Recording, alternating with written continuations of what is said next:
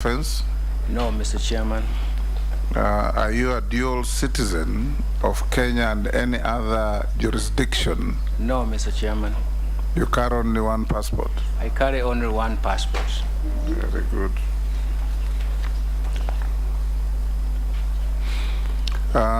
As a matter of interest for the committee and the country, what is your net worth? I've registered my net worth is roughly about 950 million. 950 million. Kenya shillings or dollars? Kenya shillings. Currently I'm earning in dollars, but everything is translated in Kenya shillings. 950,000. 950 million. Kenya shillings.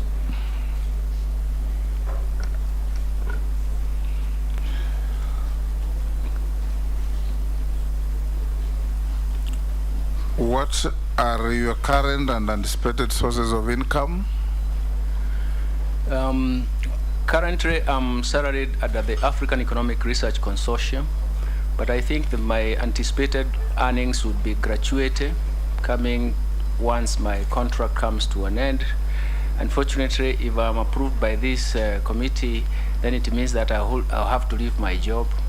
The second one, that is gratuity. The other one will be maturing in financial investments through different sources, diverse sources. Those are the anticipated incomes coming to me. Okay. I will now open the floor to honorable members to ask you questions. I'll start with the... Oh, sorry. I'm jamming the gun, Professor. Thank you. Tell us the journey of your life in under 10 minutes. Thank you. That's what I was anticipating. I hope I will take 10 minutes or less. And let me say that I'm a Kenyan, and I come from Kandara constituency in Murang'a.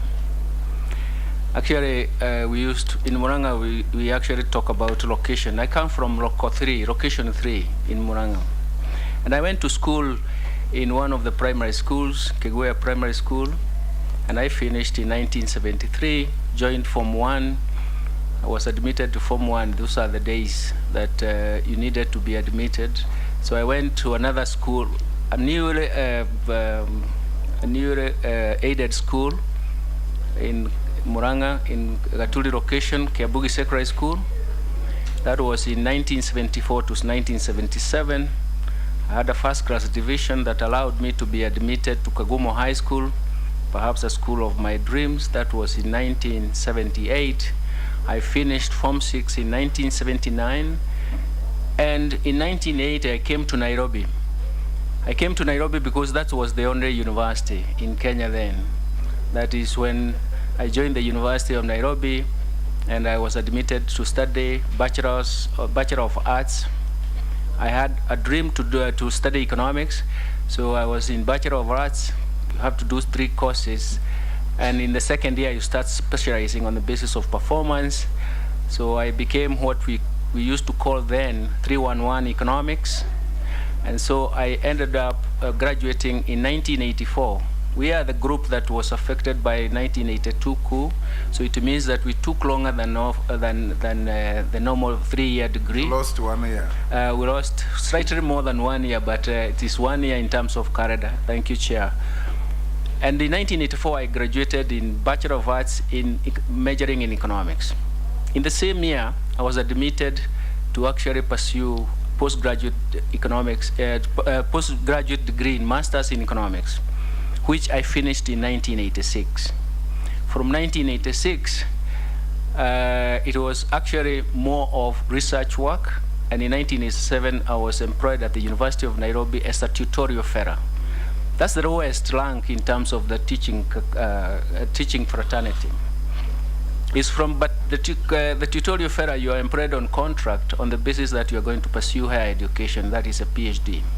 So I did that for 2 years, from 1987 to 1989, and I got a scholarship to study economics at PhD level at the University of Gothenburg in Sweden, funded by Swedish International Development Association, that is SIDA, and that was on the contract that we should study economics.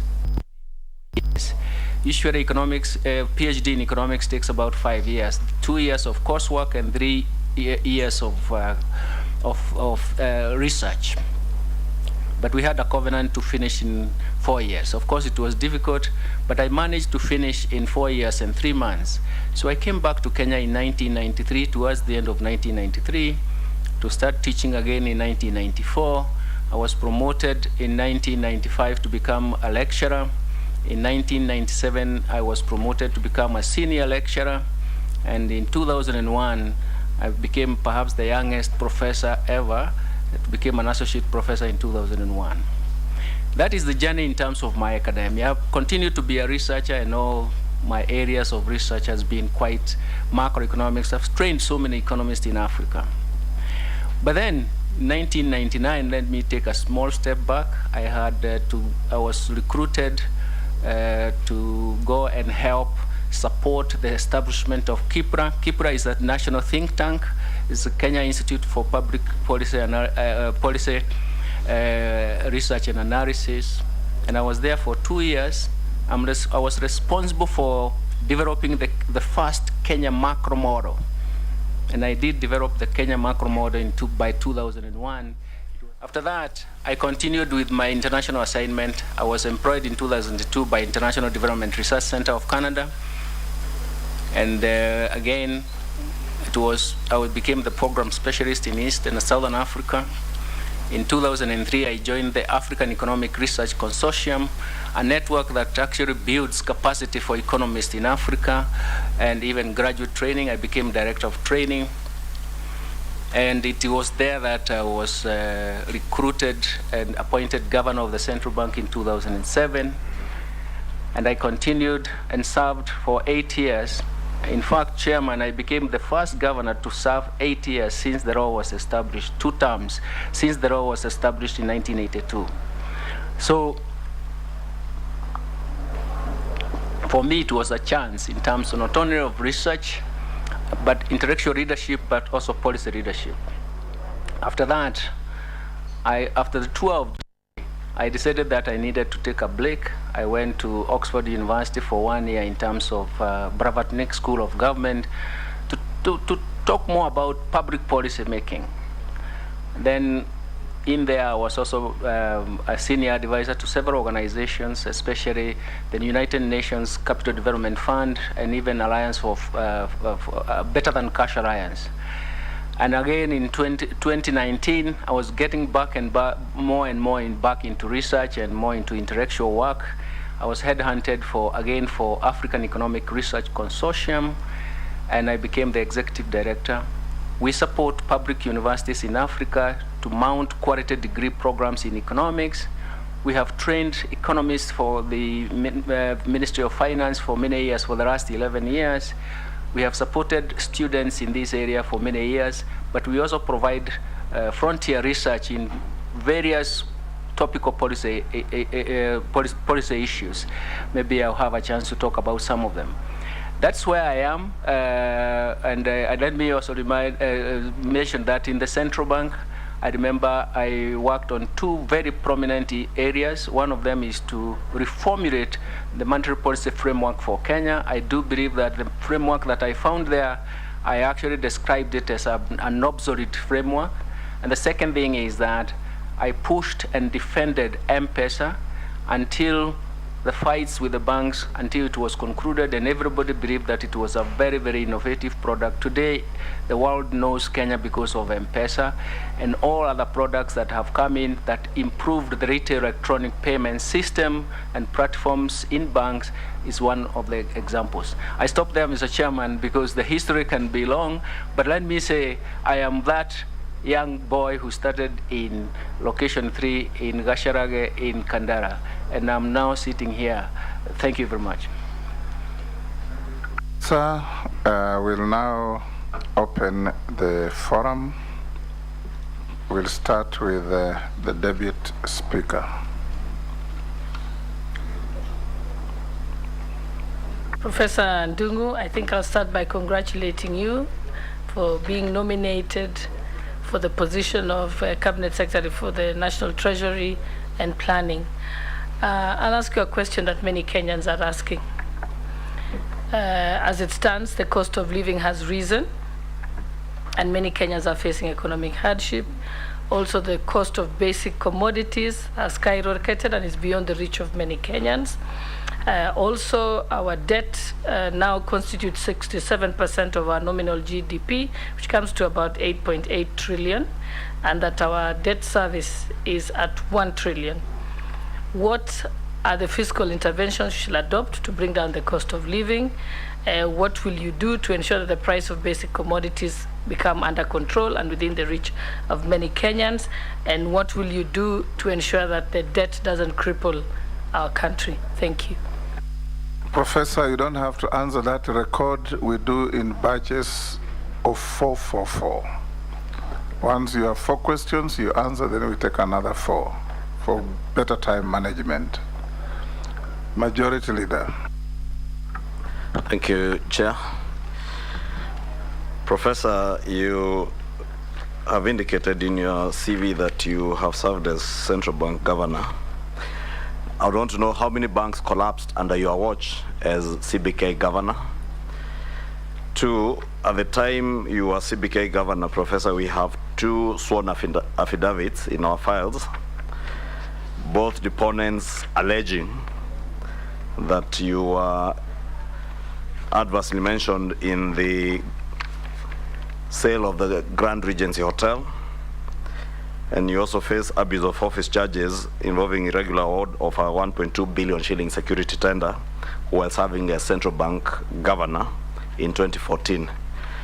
Maybe you could tell us from these affidavits the status of those 2 issues, and in your mind, in view of the provisions of Article 6 of our Constitution on issues to do with integrity, and bearing in mind that you are if you are approved, you take over one of the most important dockets in this country, where matters of integrity are central to the confidence that you build not just within Kenyans on the economy, but also with our development partners and donors. Do you think with such allegations being leveled against you, you are the right man for the job? Are you the man who will inspire confidence in the economy, considering that, as we have stated before, I think it's common knowledge among us Kenyans that our economy is not doing well at all, and we need a man in the National Treasury who will not only inspire confidence with Kenyans, but also with our development partners. Is that man really you, Professor, if there are allegations hanging over your head? Thank you. Honorable Speaker? Yes. Okay. One day. Yes, I just want to pick it up from where Honorable Chungwa has left, Professor NJUGUNA NDUNGU. You know, as someone who is being nominated to be in charge of the national coffers, national treasury, you should ideally, like Caesar's wife, be beyond reproach. Unfortunately, despite your stellar record in academia, your long stint in the CBK, on the face of it, leaves a lot to be desired. Honorable Chungwa has mentioned just 2 issues, because it would appear that during your time in CBK, every single mega project that you undertook was dogged by matters of corruption. He's talked about the issue of the shillings 1.2 billion security tender. I'm sure you know about that. And the other one was what? Yes, and the Imperial Bank collapse, the collapse of the Imperial Bank. But I will just jog a memory, because this is very important that we get it right from the word go. This is one docket that we can't gamble for as a country. We cannot.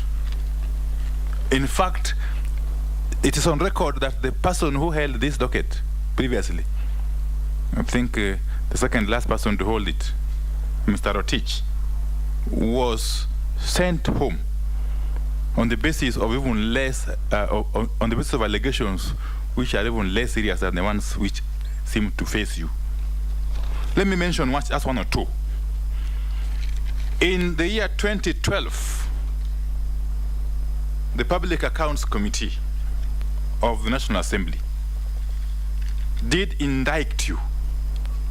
In fact, it barred you from holding public office on account of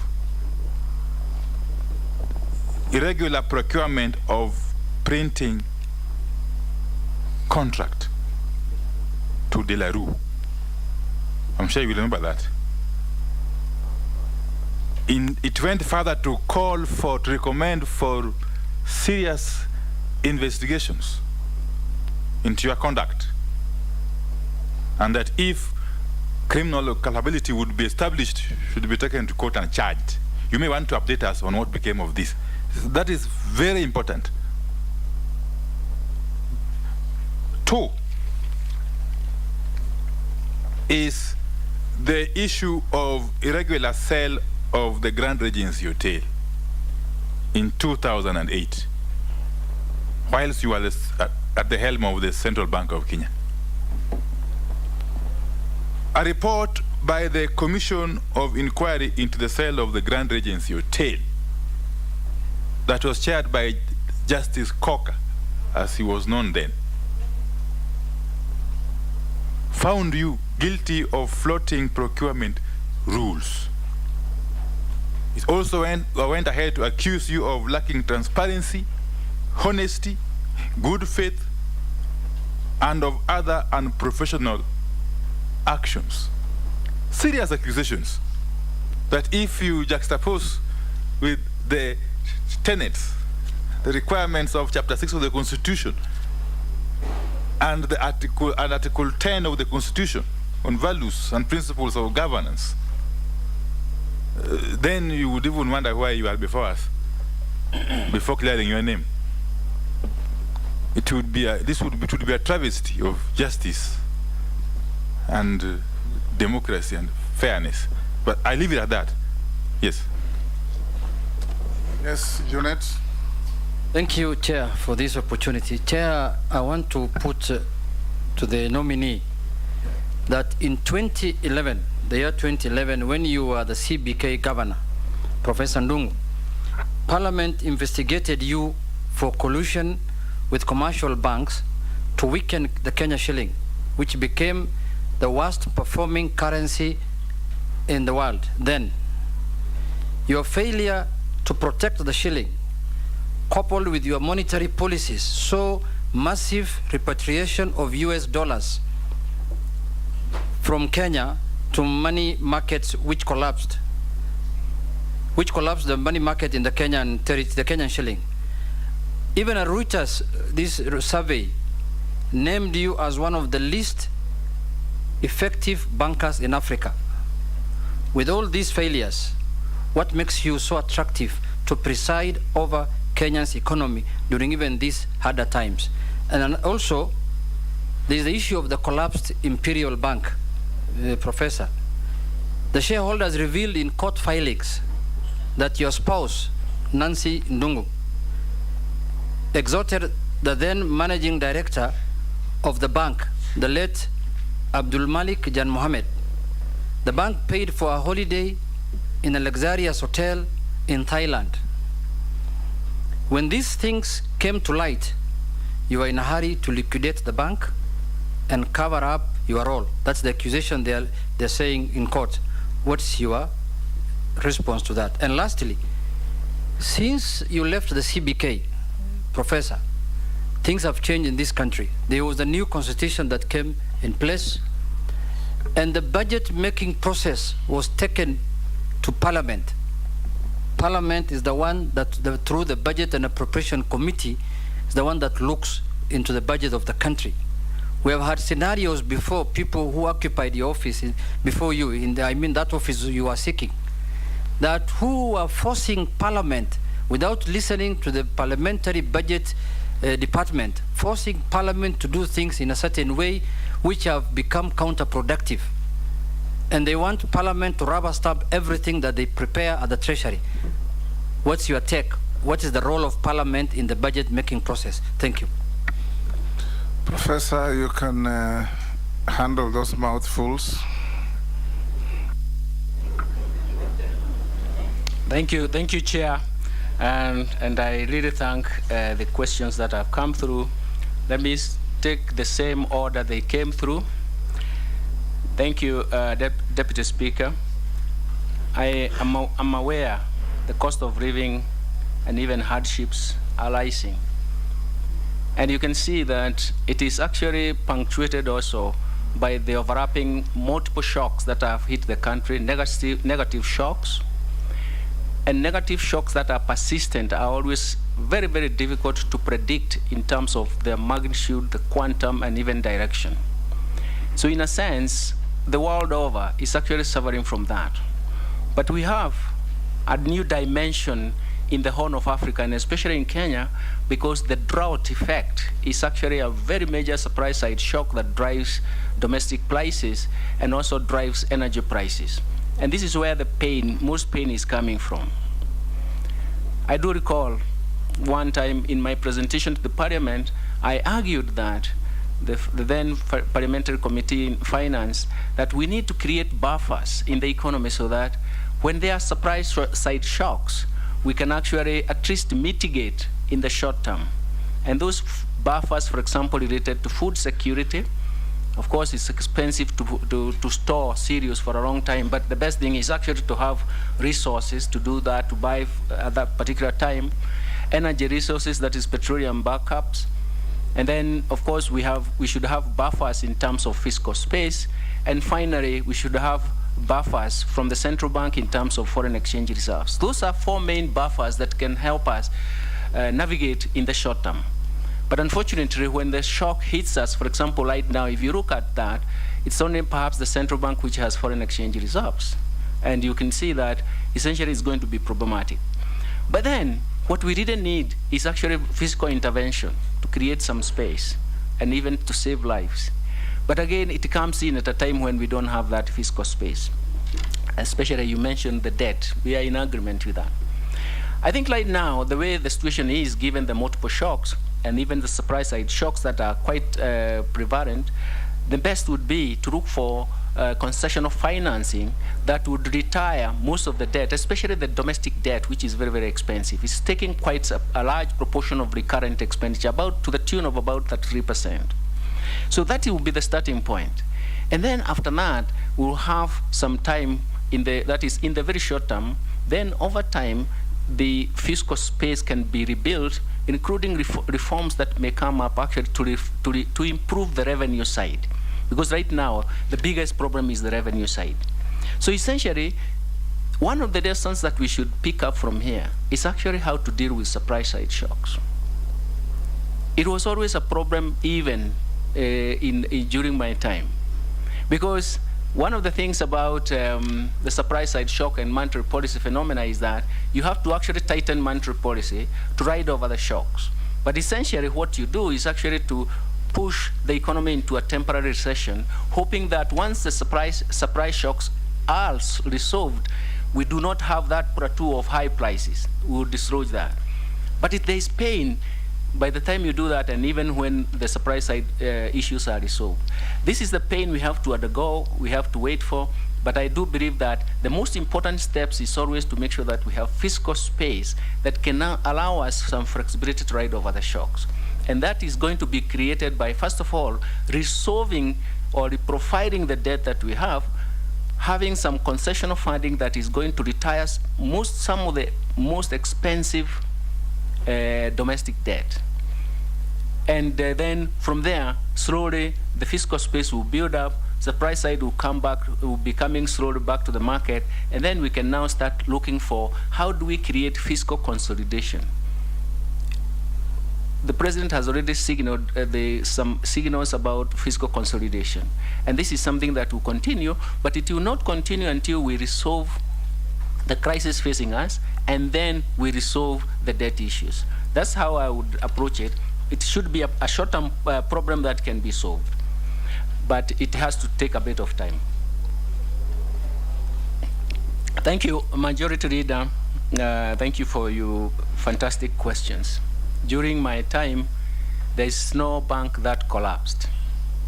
I was governor of the Central Bank of Kenya from March 2007 to the beginning of March in 2015. That does not mean, Mheshimiwa Majority Leader Bwana Kimani Ichung'wah, that there were no problems. There were problems.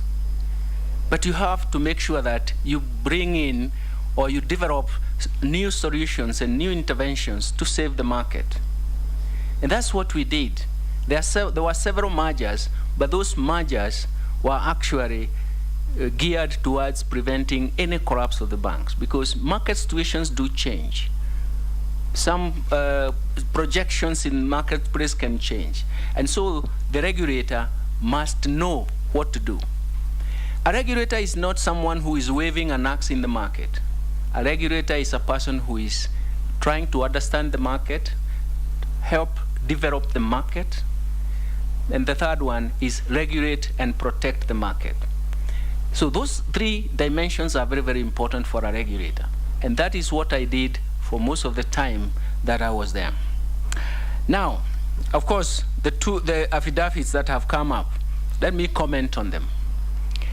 One, the first point I would like to make, Mr. Chairman and honorable members who have asked this question, is that we want to stop at the first point of just mentioning what it is. We don't want to go further and see what has happened. The case, for example, for the procurement, I fought it through the courts to the Court of Appeal, and there was a judgment. The case of Grad Regency, I think the statement is that I was adversely mentioned. I was an agent of government, and this was a government-to-government sale, and I was the one to negotiate and to receive the payment, which was actually received by the government. And for your information, the end result was that it gained 3.114 billion shillings that was actually used in Lamu to dredge the port. The idea in government then was that such recovery from corruption proceeds should be used in fixed investments that would give Kenyans perpetual benefits, and that is how it was allocated there. There was a commission of inquiry that was started, but it was supposed to check whether the sale was appropriately done. Now, the whole issue was, how was it appropriately done? According to that commission, it valued the hotel at 1.8 billion. Then the question they were asked, what about the central bank? How did it value the hotel? It was at 2.2 billion. And then how much was the hotel sold by the central bank? It was sold at 2.8 billion. The difference between 2.8 billion and 3.114 is because of the retained earnings during the operations. So in a sense, it was value for money, and that was what the committee was supposed to establish. Let me state this, Mr. Chairman, with all due respect, that we are, and especially for me, I've been a victim of abuse of the criminal justice system. For example, the procurement that has been mentioned, the whole idea was to get NJUGUNA NDUNGU out of the central bank. How do you do it? That's why, even if you go to the records, you will just be embarrassed, the kind of facts. Now, the biggest problem I have, Bwana Ichung'wah and the others who have asked the question, is that the National Human Rights Commission, the Kenya National Human Rights Commission, and the Transparency International should be coming to our aid as victims of abuse of the criminal justice system. But they are coming here to make us the victims. It's quite a paradox. It's actually extremely, I would like maybe to invite people to read even the judgment, even the Commission of Inquiry on Grad Regency. It's so interesting that they find it, that they become also a victim. It is something that we may want to check out, Mr. Chairman. It's something that we have to rethink about the mandate of some of these institutions, and it's something that we need to correct from the very beginning. Sorry, Chair. Yeah. Sorry to interrupt the good professor, but I feel he is on a tangent now to blame the petitioners.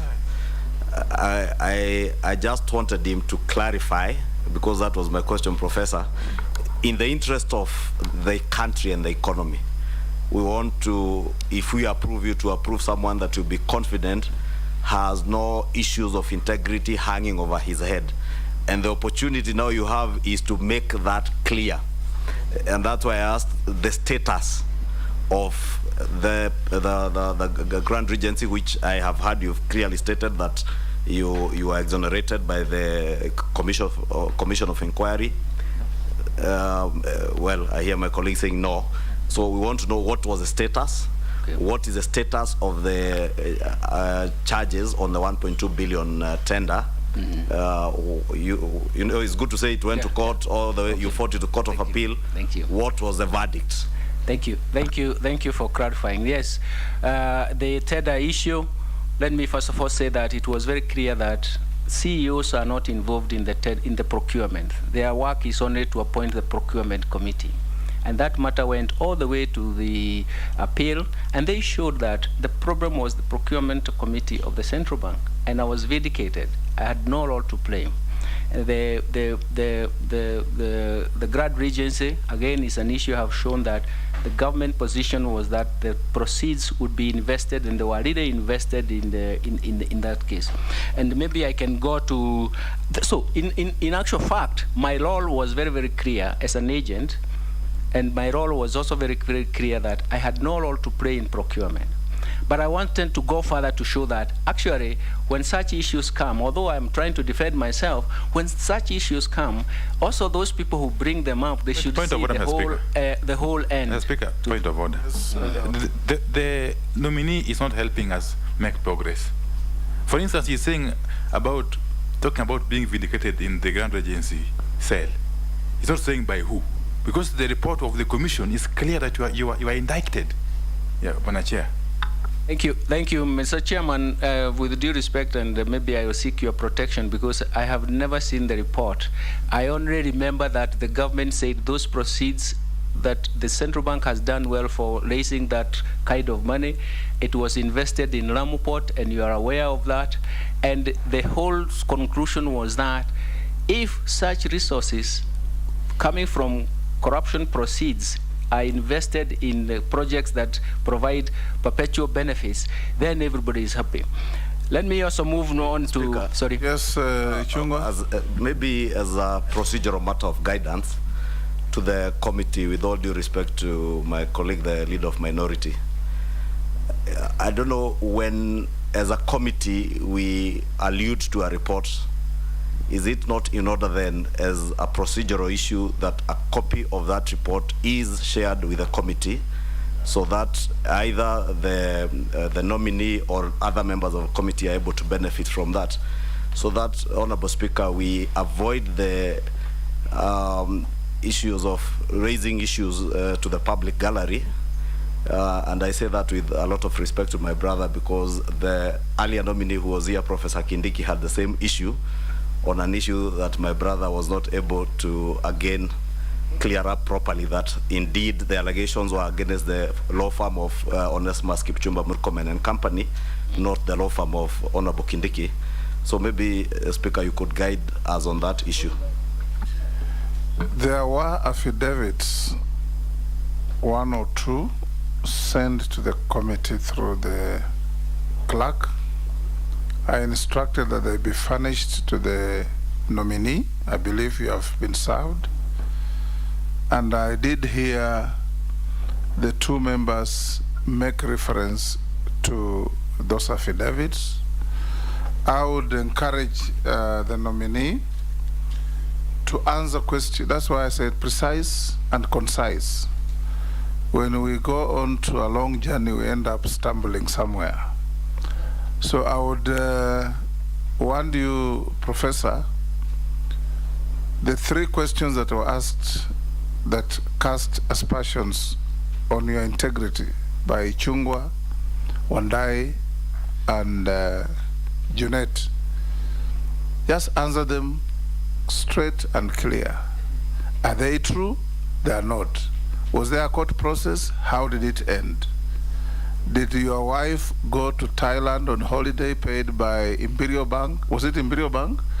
If it wasn't, because it's an allegation being raised by Junet, I've seen no evidence that it happened. Did it happen or did it not?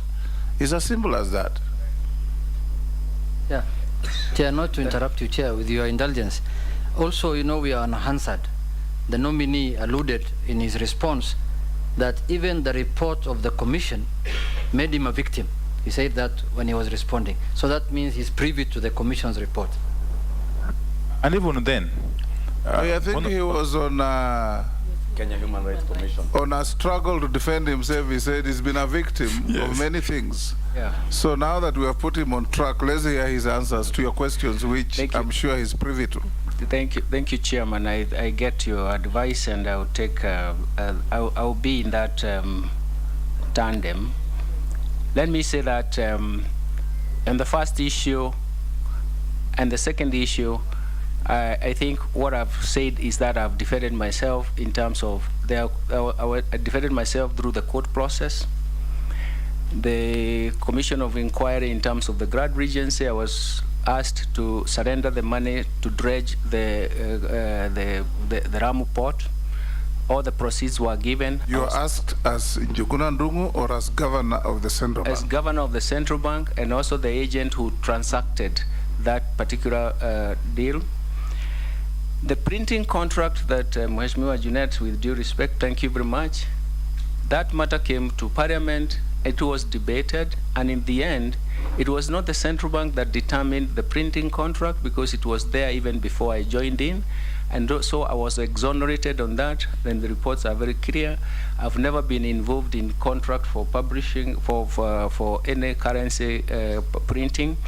And again, the Treasury also went into joint venture with the Deraru, and that is how the issues were determined. So it was not a purview of the central bank, and the matter was dissolved that way in the central bank.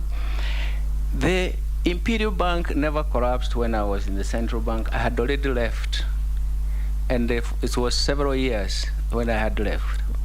And the bottom line is that I was never part of that, and I never flouted, and also the flouting of the procurement rules. I never flouted any rules, because in the then law, since then they have been revised, and bear me with that. Since then, the procurement law has been revised. The CEO of an organization, his role was, or his or her role was, to appoint the procurement committee. If the procurement committee made a decision, the CEO could not vary that decision. Since then, and I had already left the central bank, things have changed, and the law has been revised.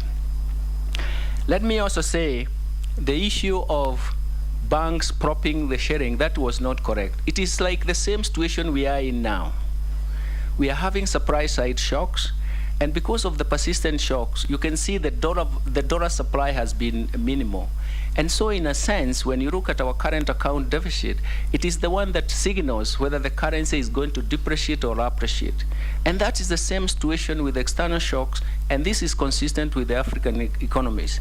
Again, we went through the motion with a special parliamentary committee on that, and we dissolved the matter that actually this was the preference. That is why, Mr. Chairman, I mentioned that I had issues with saying, how do we create buffers that help us to mitigate short-term shocks? And the whole issue, then the whole issue of Imperial Bank and my wife going to Thailand, this is a paid service.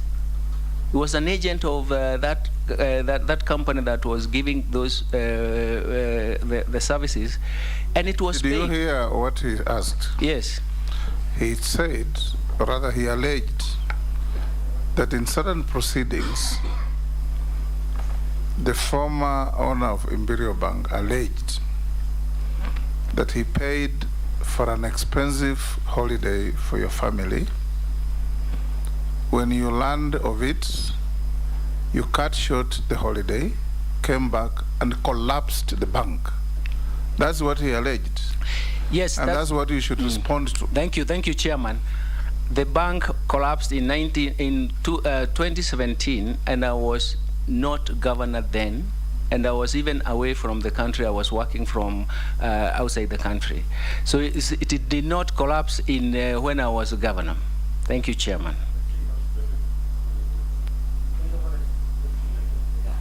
Yes. Yeah, just for your indulgence, Chair.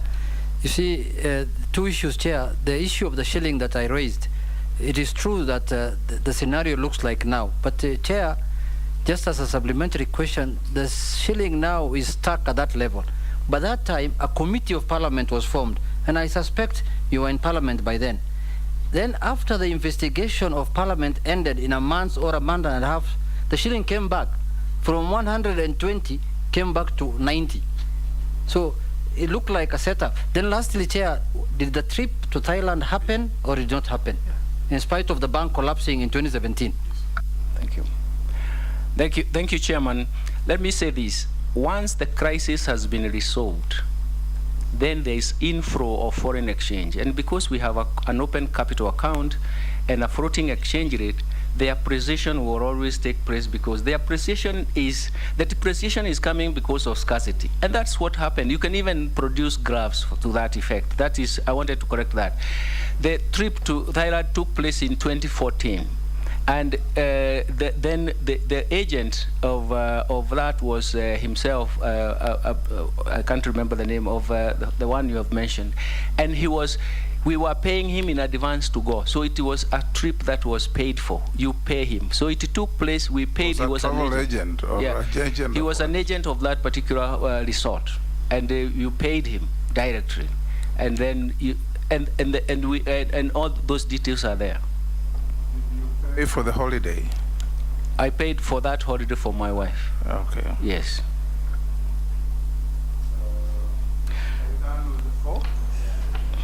We now have another batch of 4. Owen Bayer, Gikaria, Mule, Emase.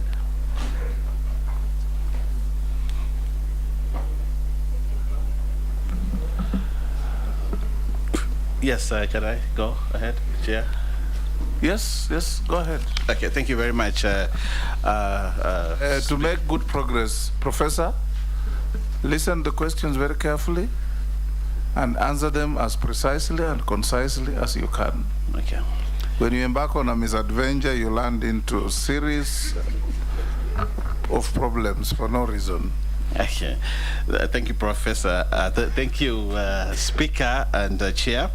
Away from the personal issues that, of course, you've gone through, I want now to focus on what is now and the position that you have been nominated to. We would like to know, as Kenyans, what is your vision as CS for Treasury? You handled the central bank. It was a different institution. It was a regulator. It did many other things. Now you're coming to full public service. You're coming into the ministry, which very many people in this country blame it for the kind of economic mess that we are in. What is your vision for Treasury and economic planning? How are you going to solve the problems that are now here?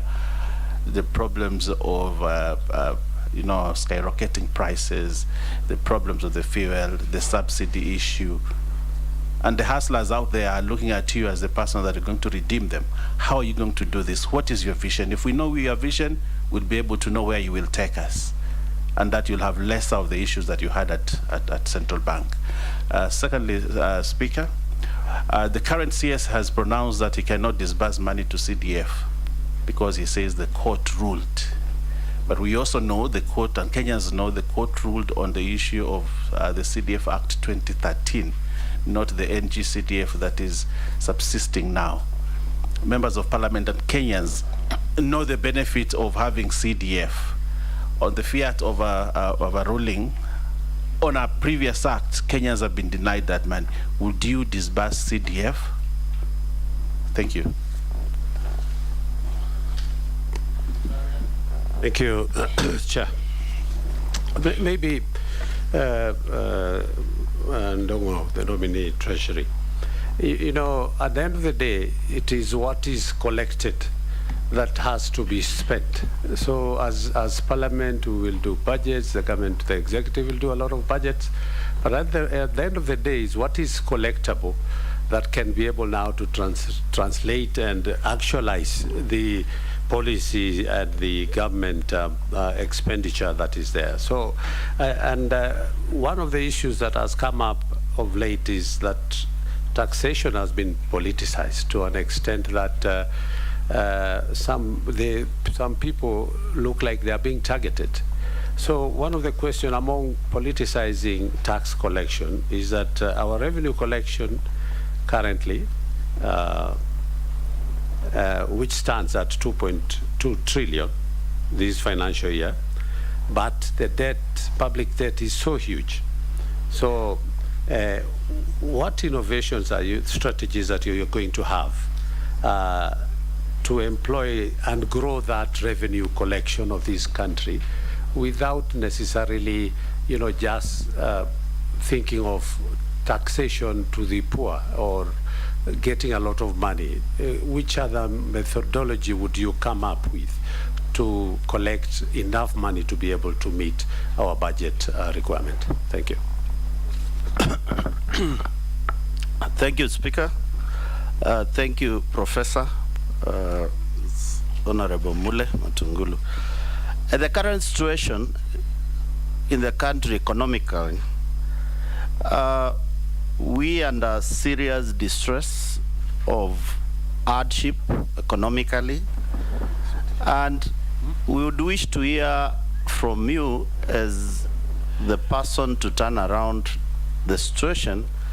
How will you put the directive which has been given by the President of cutting down the costs of the budget by 300 billion in 2022-2023 budget to allow relief for Kenya's spending and borrowing pressure, and at the same time look at that vis-a-vis the intention of job cuts within the country, whereas when campaign trail was on, we promised that we are going to grow the economy as quickly as possible in the framers of bottom-up.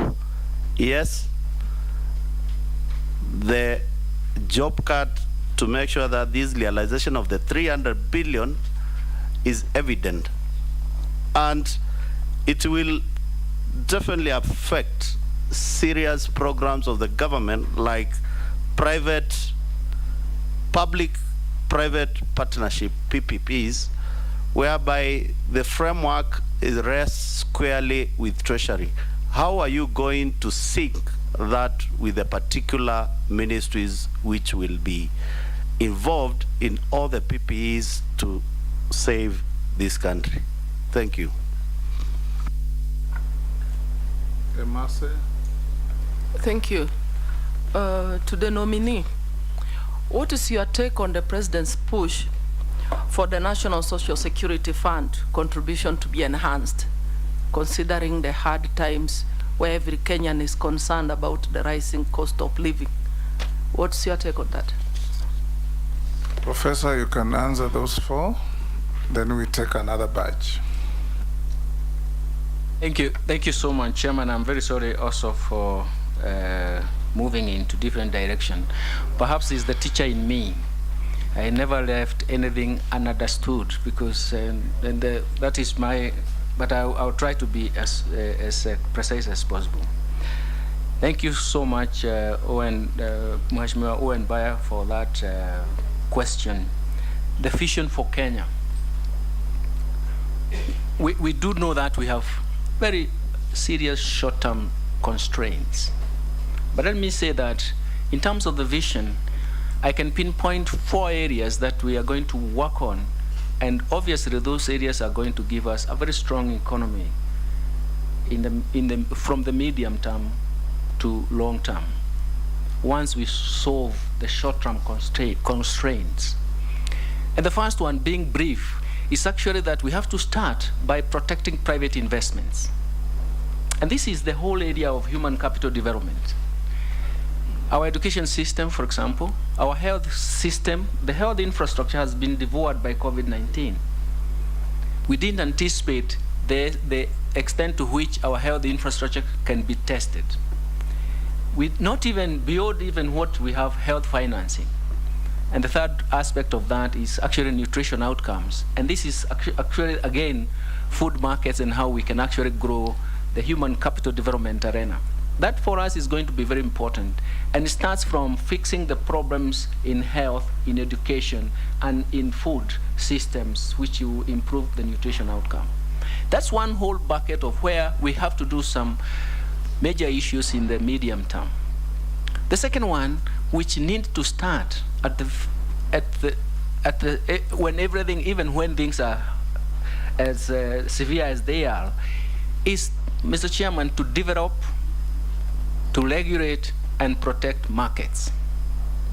And this is where things have gone wrong, and I'm sure, Mheshimiwa Baya, you can also come up with so many examples.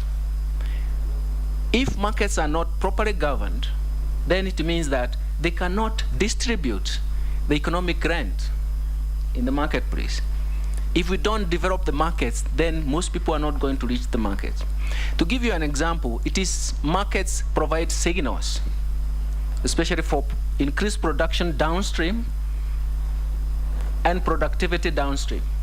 That is the bottom of the people who are working there, be it in agriculture, be it in another sector. But what you see upstream is increased incomes.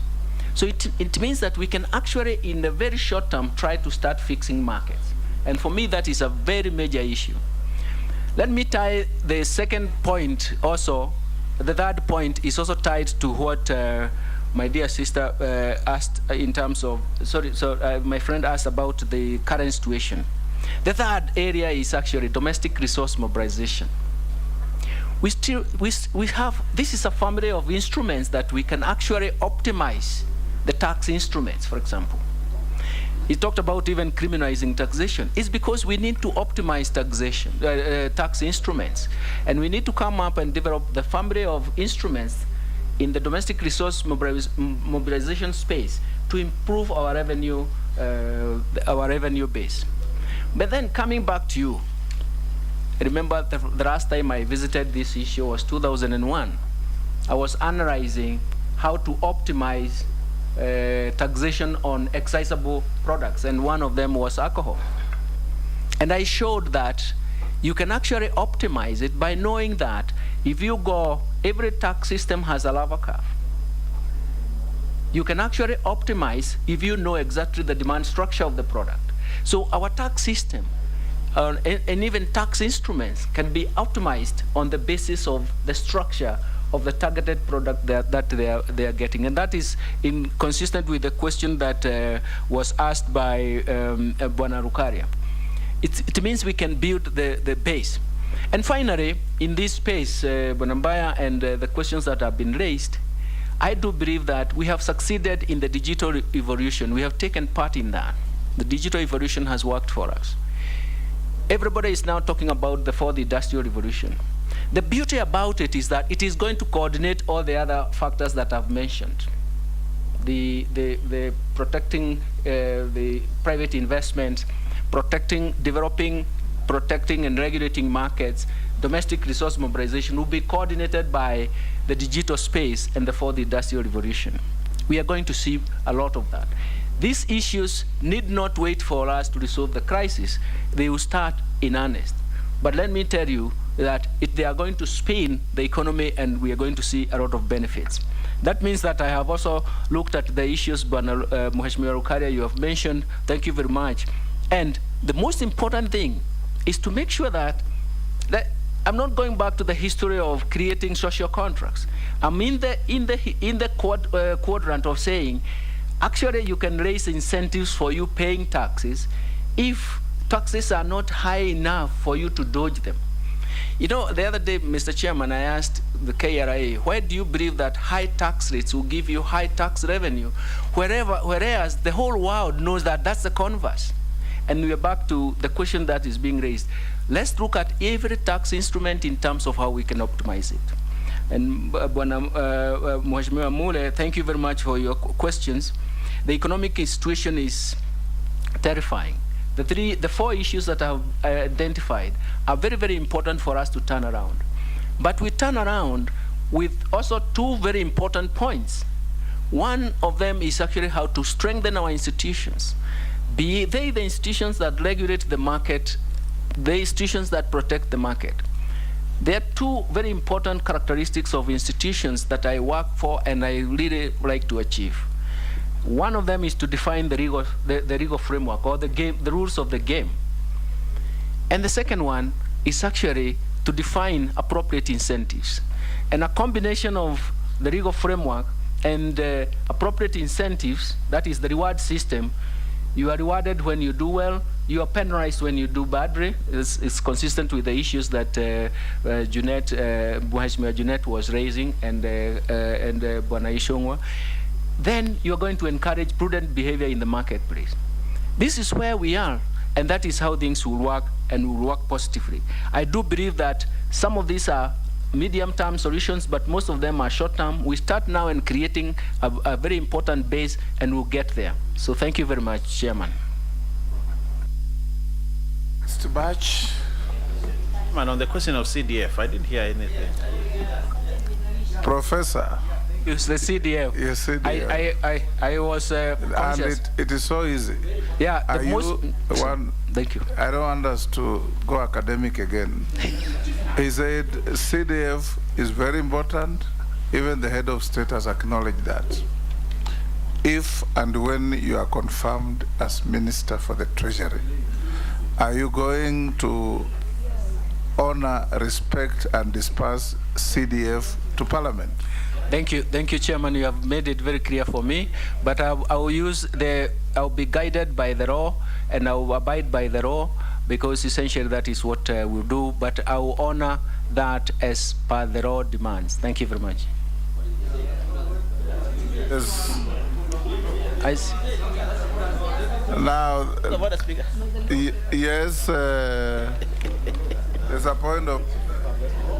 Yes, Speaker, allow me to, Chair, now let me call you Speaker because you are Speaker, allow me I would rather you seek clarification as a point of order, because this is not a debate. Okay. Yes. Well guided. Clarification. What did the professor say about CDF? Abiding by the law saying what? He said he will look Speaker, at the law, let me be guided appropriately, and then pay. What did he say? That's what he said. What? Isn't that so? Is that not Kingereza Mingi? What we say, Speaker? No. Let us not miss the point. Honorable Baya said the truth. Seek your clarification. That's why I'm helping. Maybe he left the point. That what was quashed in court is actually a different law, CDF Act. What we have now, Speaker, is not CDF Act. We have National Government Constituency Development Fund. Now you ask, how quickly are you going to use that to disband the funds? Kizungu mingi aitasaidia sisi, Speaker. Okay, you'll start with that, but let's take another batch of 4. Okay. Then you can clarify to Honorable Posing what is 6 to be clarified. Morugara, Daoud, Amisi, and Naisula. I'll come to you guys, gentlemen. Just hold your horses. Thank you. And I want to be strict on one question each. Yeah. Thank you. Thank you, Mr. Chairman. Mr. Chairman, just before I ask the question is a little bit of economics that we are getting from the nominee, and Kenyans are listening to us so that they are able to understand what the nominee is promising them in a very plain English and language. My question is this: we have heard hue and cry out there that the country does not have money, and therefore we are in trouble. what is your position as a senior economist in the country, a former governor of the Central Bank of Kenya? Do we have the money, which means soon we may be out of the doldrums where we are, or we do not have any money, therefore we have to tighten our belts because worse things are ahead of us? Thank you, Chair Speaker. Speaker, to the nominee, I don't know if he would be aware that his PS or the PS in the Treasury has already instructed the police department to return vehicles, 204 vehicles back, which were leased during the elections, and the policy, if that is the policy which would be there, it would be very wrong. Regarding dollar deposits, Chair, we are being told that there is no money, like my colleague has asked, but it was in the public domain that the dollar deposits in Kenya are at an all-time high. People in Kenya have got dollar deposits in dollar accounts in Kenya to the tune of 915 billion. I don't know if it's dollars or shillings, but it's the highest, it's double. And people are hoarding dollars in Kenya. So there is no, the rate we are now looking at as of today is 121, which has been created artificially. Can the governor tell us how he would handle that? Because once that comes into the market, then the balance of trade and the payments, everything will go down. But until you do not tackle those cartels, or is it, how would we get those people, that dollars into the market at a lower rate? Thank you. Dawood, you have said so much just to ask a question, you know. Amazing. Thank you, Chair. I know it's good to tax before you take off, but try and take off without excessive taxing. Thank you, Chair. Chair, this is a position that Kenyans are waiting for. Because even the occupant of this position is required to exercise the highest epitome of financial management. And looking at what you furnish us with, Professor, declaration of wealth. First of all, Chair, I think we need to also make a clarification to this net worth issue. Because even Kimani Ichung'wah will agree with me, net worth is your total assets minus total liabilities. But I think what has been quoted before is not the case. Nevertheless, if you look at what you've quoted, family home, farm with house, holiday home, basically those are homes. A total, whether it's a family home, holiday home, leisure home, they are homes. The total is 400 million. Somebody will ask, before even going to the rest, out of 941, 400 goes to homes. Is this the advice you are going to give to Kenyans, that half of your health is a home? Because that's where management of resources and the gauge to how you can run our economy, it starts with you as an individual. You look at the list of the wealth. I don't know whether you came here by walking, because there's no car listed. But according to my knowledge, a car is an asset. And this is a person Kenyans wants to see exercising the highest epitome of financial management. And it starts with what you present to this committee. I want you to clarify, even these shares, piece of agriculture land, how many acres? Investment, financial instrument, what is the shares or dividends? Investment in through family company, 400 million. What is it that is 400 million? Shares in a bank, which bank? Imperial, which one is this bank? So this is how a Kenya is going to gauge of the individual that is going to be at the highest financial management institution. Really, we need to be serious. Miss, you have made statement. What is your question?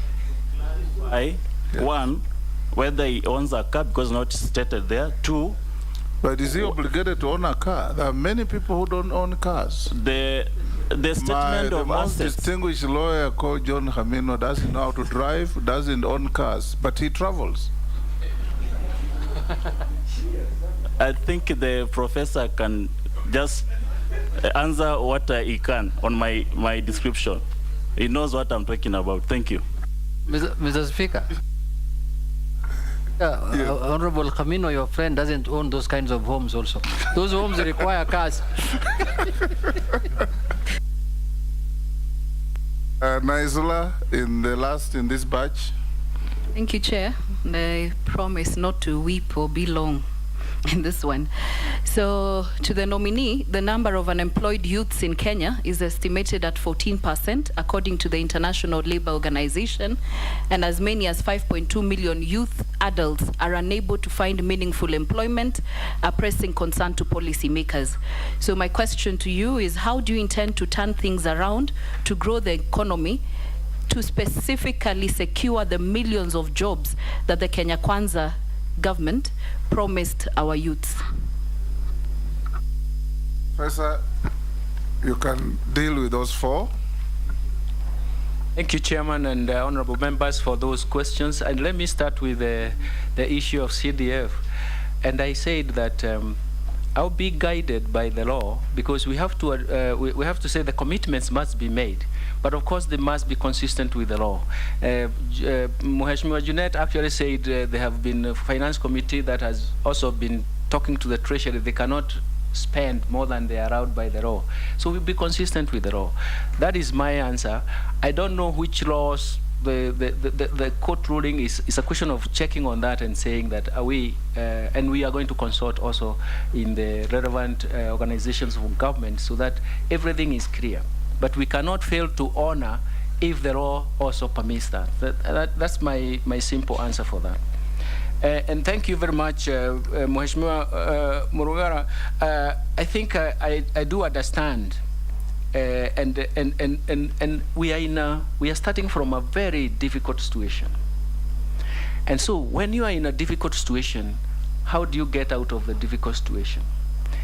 His Excellency the President has been using a very nice phrase of, if you find yourself in a hole, stop digging, try to get out. You know. So essentially, there are some short-term issues that we'll deal with. That's why I started by saying, the current thinking by the government right now, which I buy quite a lot, and I have a lot of discussions with the donors. We were, for example, with the donors who are providing food relief, we argued that we may need concessional borrowing, which will help us remove the very expensive domestic debt. And then once that is done, the fiscal space will start building, and then we can start signaling fiscal consolidation. If the government doesn't have fiscal space, it means that it cannot finance development. That's the main issue, and that is the main spin that we want to make sure that we have. If I had the time, one day I can talk about the crowding out, because it actually affects everyone. So it's something, but how do we resolve it? It's actually coming back to trying to create fiscal flexibility by the government so that it will do that. And if this committee approves me, that is the goal that I will start moving towards, fiscal flexibility, so that we jump into specifics and trying to help out. And thank you, Mheshimiwa Daud. I didn't know that there were 200 vehicles leased out, but again, it's something that I will look at.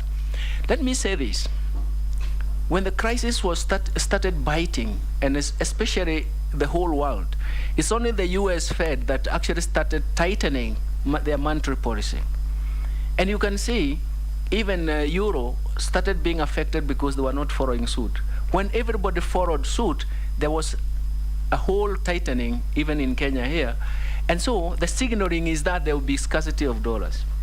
So the dollars that you mentioned in terms of deposits, they are owned by individuals. And so everybody moves into a different direction because they are anticipating that there will be tightening. So the whole issue is to say, once the crisis is over, we are going to see dollar flows. The other day I was talking even to several farms, like even tea exporters. They are stockpiling their quantity.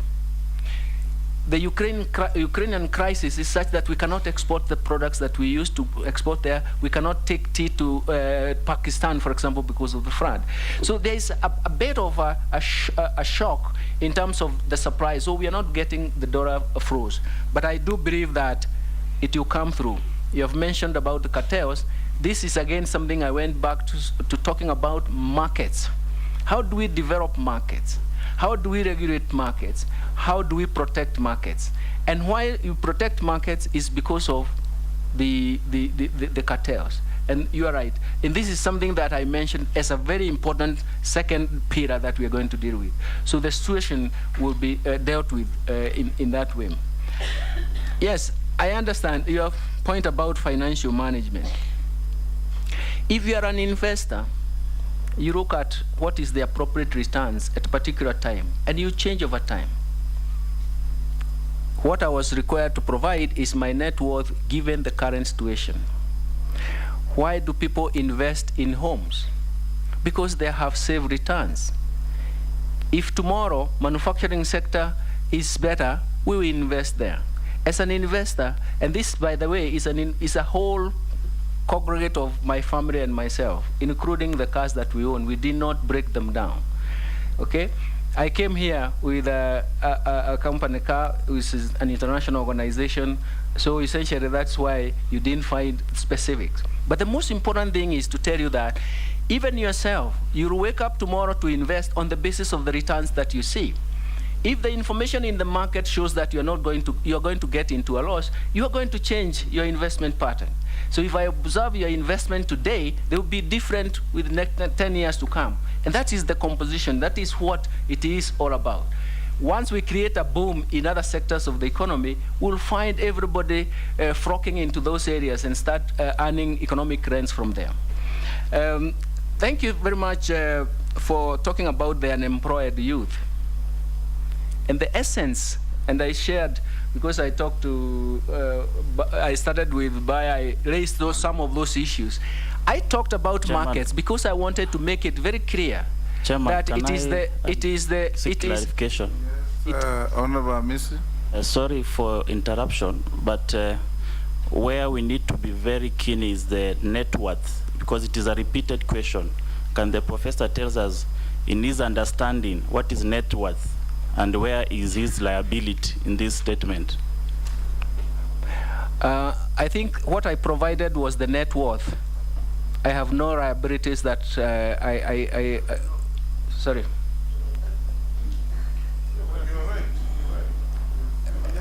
I calculate, by the time I move out, I am asked for the net worth. That is what I computed and provided. Yeah. Then I wanted to go back to the youth issue, because the youth issue is very, very important. And I think, Madam, Madam, the whole issue, what I talked about the markets is that is the kernel of bottom-up approach. All the Naisula Lesoda. It's called Honorable Naisula. Naisula. I didn't write the name. It was so fast. Thank you so much. But the whole idea, look at it this way. We have looked at the youth issue from even the demographic transition, from very, very, very many dimensions. But we do believe, and I strongly believe, and I agree with the government here, and the bottom-up approach is that once we structure the market, once we develop different markets in different segments of the economy, and once we actually protect those markets and govern them well, then it means that you can join in the market and make a living. There will be interventions that may be required for you to participate in that particular market. And that's why everybody is talking about the manifesto for Kenya Kwanza, where we talk about the Hustler Fund. The Hustler Fund is an intervention to help you join in that market. We do believe that most of our youth have a lot of potential, but they need interventions or support to get into those markets. Given that as we move in that direction, I can promise you the demographic dividend will be insightful. But the most important thing is to say that those markets where they participate in is where we want to provide interventions, and that is what is going to happen. And the interventions are creating appropriate funds, but also creating appropriate ventures, market signals that are going to help in terms of that market, Mr. Chairman. Thank you very much. I hope I was brief. Raso, Honorable Sharia, Emasa, you have already had a bite. Robert Mbui, Ferdinand, Mishi, and Koech. We'll take now more than 4, Professor, so that you answer and respond to all of them. So start with Honorable Raso, Honorable Shurie, Honorable Ferdinand, Honorable Mbui, Honorable Mishi, and Honorable Koech. Thank you very much, Mr. Speaker. Professor, by Kenyan standards, you are a wealthy man. If I go to your pro bono, development of 2 classes at Gathange Primary, 250,000. Develop 2 classrooms at Gacharage Dispensary, 20,000. That adds up to 620,000. If I look at your net wealth, that is 0.006%. What is your philosophy on wealth creation and prosperity sharing? Because you say you represent the hustlers. Finally, question at a time. Finally, there is this move in the UK where the new Chancellor advised the Prime Minister on the economics. And it has really caused a big hue and cry in the UK that they say that that government must go. What do you say about the President saying that we must first tax wealth based on actually what you have supplied the committee this morning? Thank you, Chairman. Thank you, Chair. Professor, we've had one issue that we've been grappling with the National Assembly, is the application of Article 223 by the National Treasury. In your view, what do you think is the remedy available to the legislature in the circumstances where such expenditures do not meet the threshold of a supplementary budget as espoused in the article, the PFM Act and its attendant regulations? Very good. Ferdinand, one question. The 2, but I didn't restrict myself to 1. The local blame game, Professor, is that the government wastage and the huge public bills that we see around, and that is actually contributing to the huge recurrent expenditure. In your view, for us to be able to grow, what do we need to do to reduce the current expenditure in the government for the economy to grow?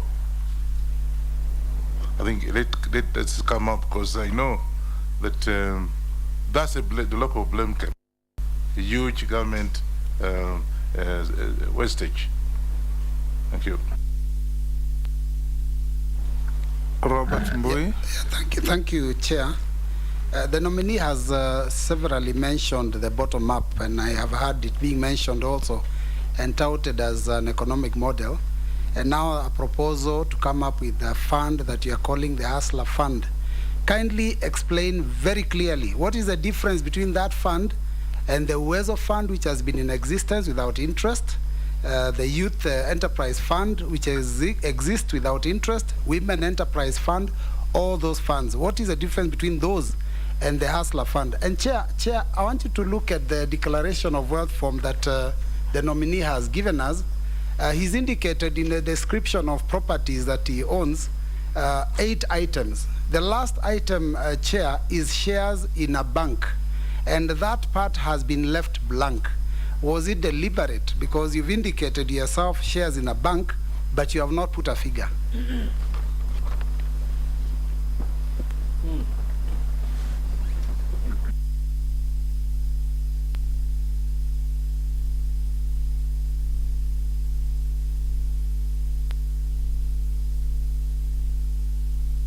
The next was Mishi. Sorry, Mishi, I was checking a document. Yeah, thank you, Honorable Chair. Honorable Chair, away from slashing the 300 billion from the budget, it has been talked that the KRA the KRA is going to be pushed to collect around 3 trillion. And some of the option, it is in the name of expanding the tax bracket. My question is, how do you assure Kenyans, the poor Kenyans, those the Kenya Kwanza refer them as hustlers, that they are not going to be the target of the KRA in terms of expanding tax bracket? And in the same perspective, how do you intend to resolve tax collection disputes in a humane manner without affecting our revenue targets? In the past, Honorable Chair, tax collection has been politicized in a way that some government officers have been aggressively demanding for taxes from Kenyans without considering their plight and sustainability of their businesses. I thank you, Honorable Speaker. Honorable Koech. Mine is on fiscal distress. We gather that the country is in a very bad shape at the moment, that today our credit rating is actually affected, and it is estimated that our total debt constitutes 67.4% of our nominal GDP, which roughly translates to 8.8 trillion. It is also estimated that our debt service now stands at 1 trillion.